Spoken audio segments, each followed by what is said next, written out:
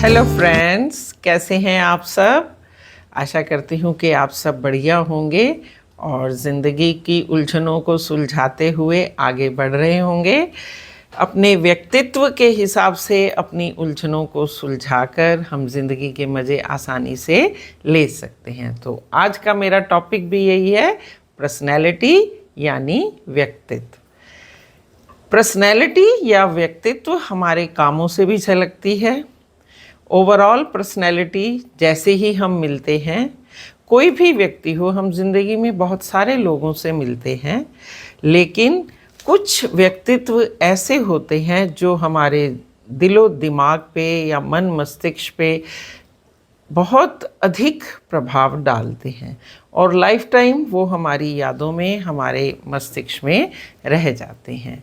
हम जिंदगी में बहुत सारे लोगों से मिलते हैं। कुछ लोग ऐसे हैं जो बिल्कुल सिंपल दिखेंगे, बिल्कुल सिंपल व्यक्तित्व, कोई ख़ास सुंदर भी नहीं होंगे, लेकिन उनकी भाषा, उनका विवेक, उनका विचार, उनके भाव प्रकट करने का तरीका इतना बढ़िया होता है कि वो अपने व्यक्तित्व का प्रभाव हमारे ऊपर छोड़ जाते हैं, यानी हम उनसे प्रभावित हुए बिना नहीं रह सकते हैं। लेकिन उससे विपरीत भी देखा है, बहुत सुंदर व्यक्तित्व के स्वामी, मतलब पर्सनैलिटी नहीं लेकिन देखने में बहुत सुंदर, कपड़े बहुत अच्छे डाले हुए, लेकिन जब उनके मुंह से जो वचन निकलते हैं उससे लगता है कि हम इनसे दूर ही रहें, यानी उनका व्यक्तित्व हमें प्रभावित नहीं कर पाता है। तो इसका मतलब ये हुआ कि शानदार व्यक्तित्व के जो मालिक हैं वो सबको प्रभावित करते हैं।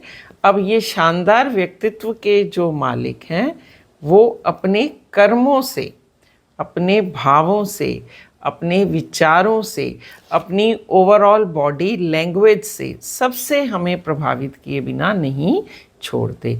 मुझे याद है जब सुषमा स्वराज बोलती थी, पार्लियामेंट में बोलती थी या जब भी कहीं अपना वक्तव्य वो देती थी, चाहे वो बीजेपी के हों, कांग्रेस के हों, किसी पार्टी के हों, मैंने देखा है कि उनको इतनी तल्लीनता से सुनते थे और आज भी हम उनका कोई भी वक्तव्य, कोई भी भाषण सुन लें तो वो हमें प्रभावित कर जाता है। इसी तरह से शीला दीक्षित जी थी, जब वो बोलती थी। एक और नेता थे बीजेपी के, प्रमोद महाजन, वो भी नहीं रहे, छोटी उम्र में ही उनकी भी मृत्यु हो गई, बहुत ज़्यादा आगे नहीं बढ़ पाए, लेकिन बीजेपी की पार्टी का वो भी एक स्तंभ थे। और जब वो बोलते थे तो उनको भी सुनने के लिए ऐसे लोग खड़े हो जाते थे, चाहे उन्हें पार्टी से कोई लेना देना नहीं, लेकिन उन्हें लगता था कि यहाँ ये एक शानदार व्यक्तित्व का मालिक है। मुझे भी आज तक याद है अपने स्कूल में, अपने कॉलेज के दिनों में, कई ऐसी टीचर्स, कई ऐसे स्टूडेंट्स जिनको हमने अपना आइडियल माना। तो ये व्यक्तित्व इसी तरह से हमें प्रभावित करता है। मैं आपको एक घटना सुनाती हूँ, मुझे एकदम से याद आई। जब हम, मेरे ख्याल से 6-7 में होंगे, छोटे से ही थे, आपको याद होगा स्कूलों में बच्चे ही झाड़ू वाड़ू या क्लासेस साफ़ किया करते थे रोल नंबर वाइज। आप सबको पुराने दिन याद दिला रही हूँ मैं। तो एक बच्चे की जब बारी आई तो उसने मना कर दिया कि मैम ये काम हम नहीं करते हैं। तो मुझे था कि टीचर डांटेगी, बहुत बुरी तरह से उसको बिहेव करेगी, लेकिन टीचर, क्लास टीचर जो थी, बच्चे उसको बुला के लाए।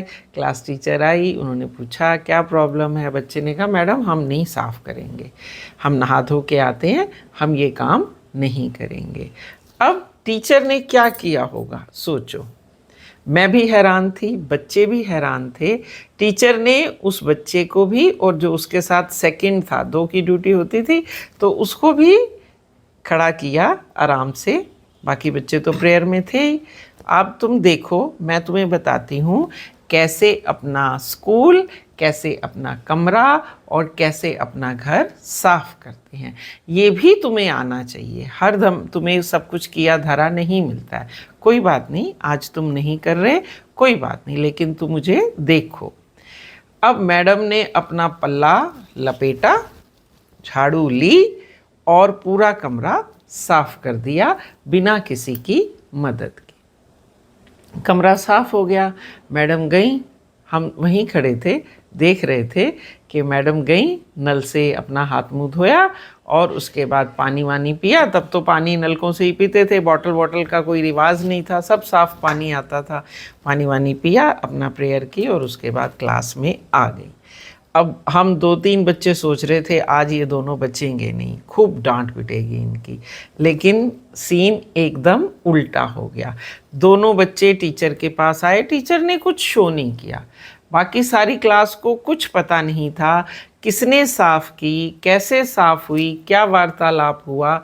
लेकिन जैसे ही उन बच्चों ने खड़े होके टीचर से माफ़ी मांगी और ये कहा कि नहीं मैडम ये काम हमें करना चाहिए था, तो टीचर ने कहा कोई बात नहीं, मेरा मकसद भी यही था, तुम्हें ये सिखाना कि अगर एक डॉग अपनी जिस जगह पे बैठता है उसको अपनी पूंछ से साफ कर सकता है, तो हम उन एक मनुष्य होके क्या उस जगह को साफ नहीं कर सकते जहां हमने 5 से 6 घंटे बिताने हैं। तो ये तुम्हारा अपना एक कर्तव्य है, तुम्हें एक रिस्पॉन्सिबल सिटीज़न बनना है बच्चे, तो ये तुम्हें ध्यान रखना पड़ेगा और ये तुम्हारी पर्सनैलिटी के साथ जुड़ के तुम्हारी पर्सनैलिटी को निखारेगा। और वो तो हमारे लिए एक आइडल मैम बन गई, आज भी मुझे उनका याद है, नाम याद है, वो थी मिसेस सहाय। अब तो वो दुनिया में नहीं होंगी, लेकिन जहाँ भी होंगी भगवान उनकी आत्मा को शांति दे कि वो इतना बड़ा पाठ पढ़ा गई, तब से लेके आज तक ज़िंदगी में कोई भी घर का छोटा काम हो, बाहर हो, कई बार हम घूमने जाते थे, एक पिकनिक पे जाते थे, हम देखते थे वो मैडम जो है कहीं कुछ गिरा है उठा के डस्टबिन में डाल देती थी, उनको कहने की ज़रूरत नहीं होती थी, बच्चे उनको फॉलो करते थे, क्योंकि उनका एक बात हर बच्चे को इतना प्रभावित कर गया। तो आप देखो कुछ नहीं किया उन्होंने, सिंपल मैम, इतनी सोबर मैम थी, इतना प्रभावशाली व्यक्तित्व के इतने सारे बच्चों को वो प्रभावित कर गई। तो इस तरह से बहुत सारे व्यक्ति ऐसे मिलते हैं हमारी ज़िंदगी में जो हमारे दिलो दिमाग पर छा जाते हैं। ऐसे ही स्कूल में मुझे एक और टीचर भी मिली थी, मतलब जिन्होंने हमें पढ़ाया था, वो बड़े अच्छे से साड़ी वाड़ी डाल के आती थी और वो थी हमारी एसएसटी की टीचर। वो बड़े अच्छे से पढ़ाती थी, ब्लैक बोर्ड यूज़ करती थी। हर एक टीचर का अपना अपना एक हिसाब होता है पढ़ाने का, बट उनका एक अलग ही तरीका था और कोई भी बच्चा ऐसा नहीं होता था क्लास में कि जो उनसे प्रभावित हुए बिना रह पाए। जैसे टीचर्स डे पे बनते हैं ना, तो सब कहते थे हमें यही वाला टीचर बनना है, तो हम भी उससे इतना प्रभावित हुए। मैंने जो ज्योग्राफी ली आगे जाके और ज्योग्राफी की टीचर बनी, मैं उन्हीं से बहुत अधिक प्रभावित हुई थी, वो थी मिसेस कालरा मैम। तो आप कहेंगी आज तो मैडम अपनी पुराने चीज़ें याद करके हमें बता रही है, लेकिन मैं ये बता रही हूँ कि सिंपल होते हुए भी अपने विचारों से, अपनी बुद्धि से, अपने भावनाओं से और अपने काम करने के तरीके से कई बार कुछ व्यक्तित्व हमें इतना प्रभावित कर जाते हैं कि पूरी ज़िंदगी उनका प्रभाव हमारे हर काम में देखने को मिलता है। अब कई बार बच्चा कहता है ना मुझे ये बनना है, मुझे वो बनना है, इसमें भी कहीं ना कहीं उसने किसी को फॉलो किया होगा, किसी ना किसी को उसने फॉलो करके ये प्रोफेशन चुना। तो इसका मतलब हुआ कि एक शानदार व्यक्तित्व जो है वो हमें प्रभावित तो करता ही है, हमारे ऊपर ऐसा प्रभाव डालता है कि हम उसके पक्के फॉलोअर बन जाते हैं। तो अपने व्यक्तित्व को इसी तरह से निखारिए, इतना शानदार व्यक्तित्व बनाइए अपना कि जिससे हम बात करें, जिसके साथ हम व्यवहार करें, उसके दिलो दिमाग पर हमारा प्रभाव रहे। इसी तरह से जो कुछ ऐसे मुखरित चेहरे हमें दिखाई देते हैं जो हमारी ज़िंदगी में हमसे मिलते हैं, उनसे भी कुछ ना कुछ, उनके जो प्रभाव हमारे दिलो दिमाग पर पड़ता है, उनसे भी हमें कुछ ना कुछ सीखने को मिलता है। इसी तरह से एक और शख्सियत भी सबको याद होगी, मिसेस इंदिरा गांधी। जब बोलती थी तब हम छोटे छोटे थे, हमें उनकी पर्सनैलिटी इतनी ज़्यादा प्रभावित करती थी, उनका भाषण देने का ढंग, उनका पूरा गेटअप, साड़ी डालने का ढंग। तो कई ऐसी पर्सनैलिटीज़ हैं। इसी तरह से कई बड़े बड़े नेता हैं वर्ल्ड में, कई लेखक हैं, कई दार्शनिक हैं, कई मोटिवेटर हैं जो इतना अधिक मोटिवेट करते हैं। जैसे आजकल वो विकास जी हैं ना, जो आईएएस की हिंदी में तैयारी कराते हैं, वो उनका बोलने का तरीका ही ऐसा है कि खींचे चले आते हैं। तो हमारा जो व्यक्तित्व है, वो ओवरऑल बॉडी का जो व्यक्तित्व है वो सिर्फ 2/3 होता है। आपका रंग, आपका रूप, आपकी हाइट ओवरऑल जो होती है वो 2/3 है हमारे लिए। बाकी 1/3 होती है मनुष्य की बुद्धि, उसका बोलने का तरीका, उसके भाव, उसके विचार। ये सब मिलके हमारे टोटल व्यक्तित्व को बनाते हैं। तो इसका मतलब ये हुआ कि अगर आपके भाव, आपके बोलने का तरीका, आपके सही समय पे प्रतिक्रिया देने का तरीका, ये सब बहुत बढ़िया है, तो लोग हमारे से प्रभावित हुए बिना नहीं रहेंगे।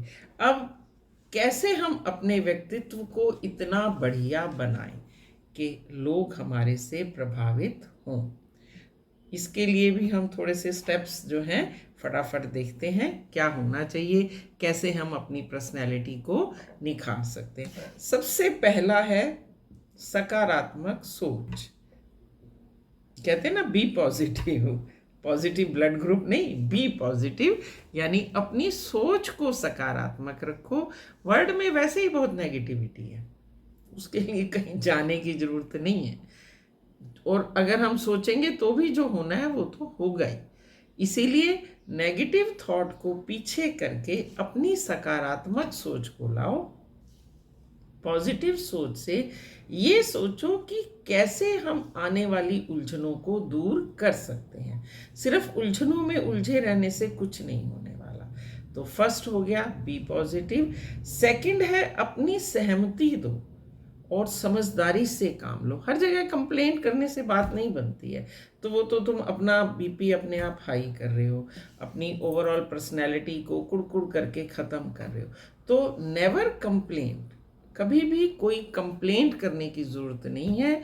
अपनी समझदारी से समस्याओं का समाधान करते हैं तो वेल एंड गुड, नहीं तो चलने दो। एडजस्टमेंट लाइफ में सबसे ज़्यादा ज़रूरी है।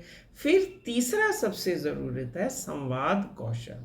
कैसे हम दूसरे से बात करते हैं, बोलने का तरीका। देखो आईएएस के लिए जो वाइवा वगैरह होते हैं, प्रिंसिपल के लिए होते हैं इंटरव्यूज़ वगैरह, उसमें सबसे बेस्ट यही देखा जाता है कि आपका किसी के साथ बोलने का कौशल यानी तरीका क्या है, आपकी बॉडी लैंग्वेज कैसे उसको टैकल करती है, वो सबसे ज़रूरी है। क्योंकि संवाद ही, कई बार हम एक दूसरे से बात करते हैं, दूसरे की सुनना ही नहीं चाहते हैं, अपनी ही बातों में हम सारा समय ख़त्म कर देते हैं। तो एक अच्छे लिसनर भी बनो। हो सकता है दूसरे की बात से भी हमें कुछ समझने का मौका मिले।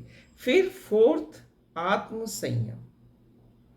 सेल्फ कंट्रोल जो है वो एक अच्छे व्यक्तित्व के लिए बहुत ज़रूरी है। कैसे ज़रूरी है?